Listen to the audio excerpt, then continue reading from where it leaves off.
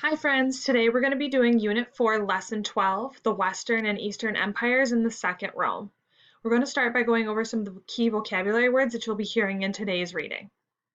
Our first word is complex, which means difficult to understand, made up of many different parts.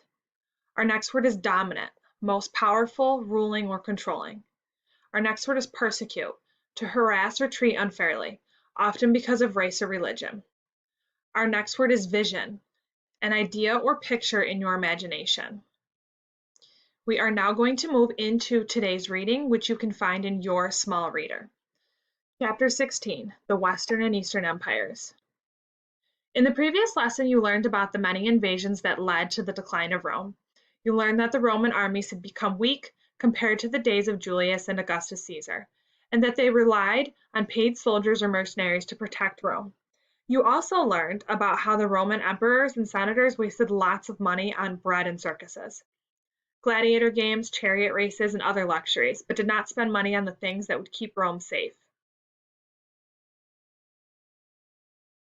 The Roman Empire simply became too vast to handle.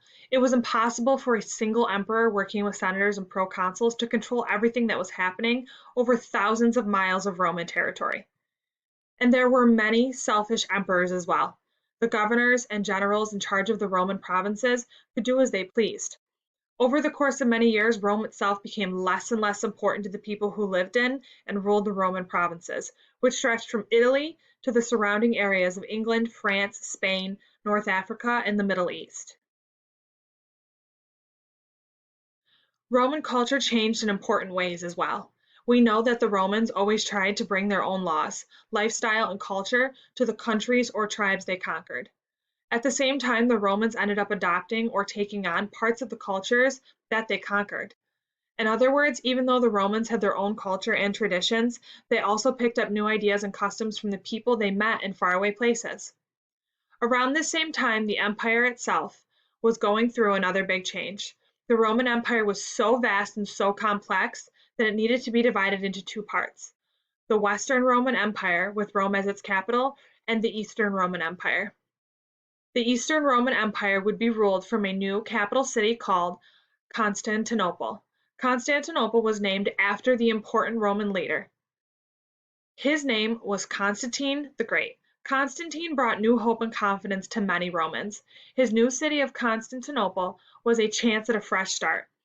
Even with this new start, politics were just as difficult in the Eastern Empire as they had been in Rome.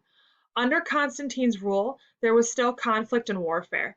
Meanwhile, the city of Rome remained the center of the Western Roman Empire, as well as the center of Christianity. The political situation in Rome was worse than ever. Emperors came and went, and many politicians could hardly agree on anything. Worst of all, wars were breaking out in the north as more and more surrounding tribes started looking for new homes on Roman land. Eventually, the Eastern Roman Empire completely separated from the Western Roman Empire. Once separated, it wasn't called the Eastern Roman Empire anymore. By 410 CE, the Eastern Empire was known as the Byzantine Empire. This photo shows the most famous Byzantine church, the Hagia Sophia. The Byzantines built many churches, but none compared to the Hagia Sophia, which is still standing today after more than 1,600 years.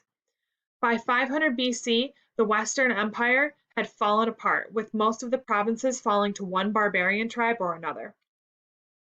A Byzantine emperor, Justinian, raised a mighty army and marched west to reconquer the western province, thus waging new wars in the same areas Julius Caesar and Augustus Caesar had been hundreds of years earlier. As emperor, he developed a body of Roman laws called the Justinian Code. The Justinian Code was a collection of past laws from previous emperors. In addition to laws he developed himself. The Justinian Code is one of Justinian's major accomplishments as emperor. Justinian appears in the center of this mosaic, which you can see today in an Italian church. The Western Empire in Europe, from Italy, across France and Germany, and all the way to Britain, drifted into a long, sad period without leadership and vision from the powers of Rome. The glorious Roman Empire finally came to an end. You may now move on to Unit 4, Lesson 12, Google Form.